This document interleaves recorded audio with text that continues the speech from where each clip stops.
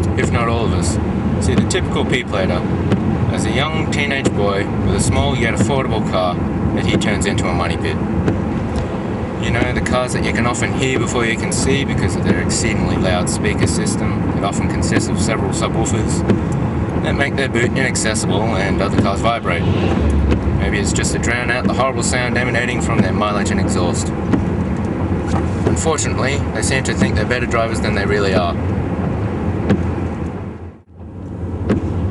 Coincidentally, they seem to be killing innocent people by speeding, losing control, and crashing. All this just to pass a car that they'd probably pull up next to at the lights anyway. Now, how do we stop this? Well, we can't. But we can teach them how to drive properly and how to regain control of a sliding vehicle. Although this may be expensive, is it worth it if it saves a life? The ego of the young male is like no other. You see, we are bulletproof, untouchable. And such training would only fuel this ego, right? Learning how to drive a car properly would cause so many more deaths on the road, it's tragic. Because knowing how to correct a slide would make us want to go sideways all the time. Well, this is the thinking of Paul Riley, paramedic of 16 years. He says, and I quote, "I would encourage kids to go to a drag race to let off some steam in a safe and controlled environment, rather than to go to a defensive driving course.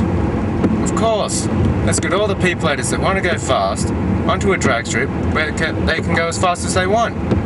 That couldn't possibly have the same effect as a defensive driving course. No way in the hell would they want to drive fast on the streets anymore." This sort of thinking must be right though, because this is what the RTA believes too.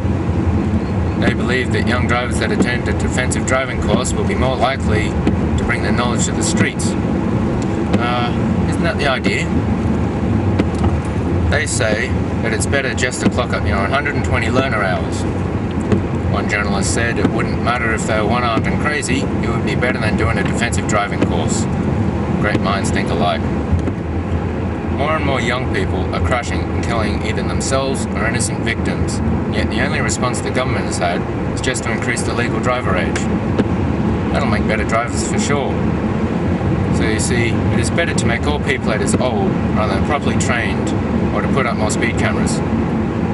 Whatever further action the government or the RTA takes, I'm sure they'll make the right decision. And look at what a top job they've done so far.